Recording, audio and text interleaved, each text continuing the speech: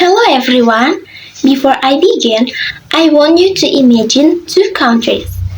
One country has robots serving customers in restaurants, bullet trains running at 300 kilometers per hour, and some of the best universities in the world.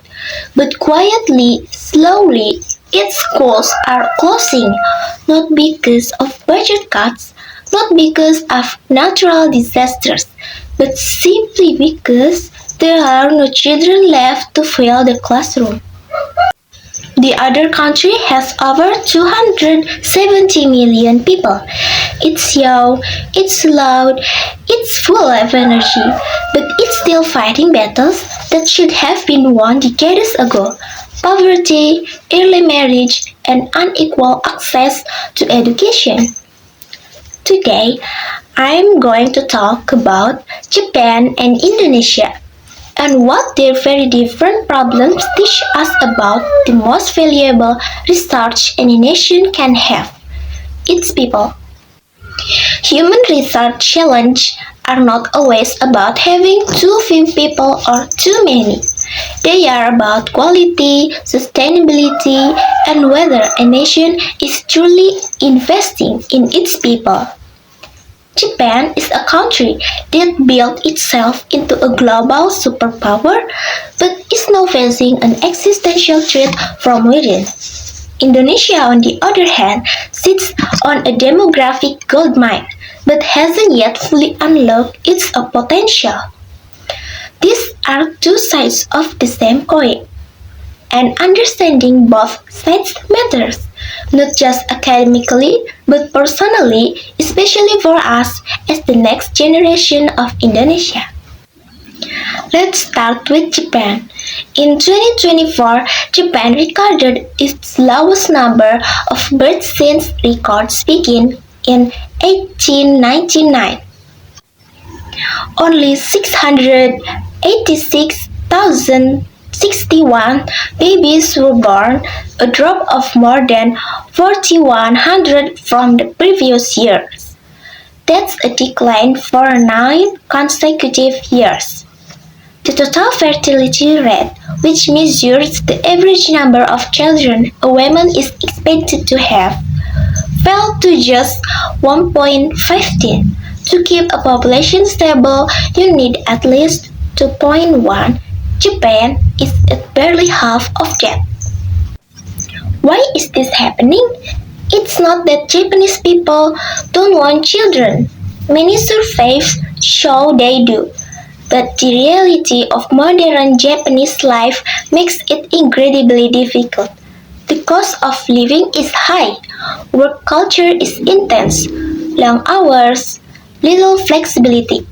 Childcare is expensive and sometimes hard to access, and many young couples simply feel they are not financially or emotionally ready. The government has tried everything, expanding daycare facilities, offering housing subsidy, and perhaps most unusually, launching a government-managed dating app to encourage marriage and birth rates. So far, the results have been limited, and the consequences are already visible, most dramatically in education. According to Japanese government data, approximately 450 schools close every single year. Between 2002 and 2020, nearly 9,000 schools were permanently shut down, primarily in rural areas. Many of these school buildings have been repurposed. Some became community centers, others were converted into art galleries, wine breweries, even aquariums. Beautiful, perhaps, but deeply symbolic of a generation that never came. One story that stayed with me comes from Yumoto Intern, a junior high school in Fukushima. On graduation day, only two students walked across the stage, Eita, 16, and Aoi. They were the school's last ever graduate. The 76-year-old institution closed its doors forever that same day. Eita said, I heard rumors that the school would close, but I never thought it would actually happen. I was shocked. That sentence says everything.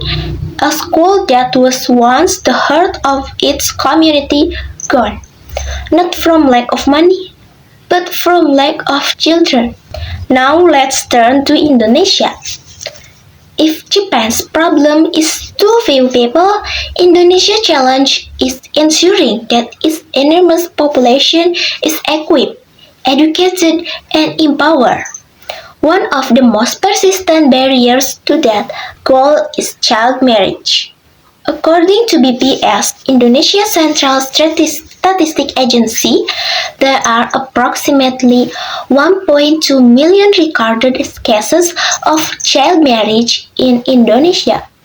Around 1 in 9 women aged 20 to 24 were married before they turned 18. Let that number sink in. 1 in 9. When a girl is married young, she almost always drops out of school. Without education, her economic opportunities shrink. Without economic independence, she is more likely to remain in poverty, and her children are more likely to face the same cycle. This is not just a social issue, it is a human capital issue. Every girl who leaves school early is a doctor, a teacher, an engineer, or a scientist that Indonesia never gets to have. The government has made progress through BKKBN's family planning programs, through legal reform raising the minimum marriage age, and through campaigns targeting communities where this practice is most common. But the progress is still too slow. The second major challenge is poverty. According to BPS data from March 2020, Indonesia poverty rate stands at 8.47%. That's approximately 23.85 million people living below the national poverty line. The good news, this number has been consistently declining over the past several years.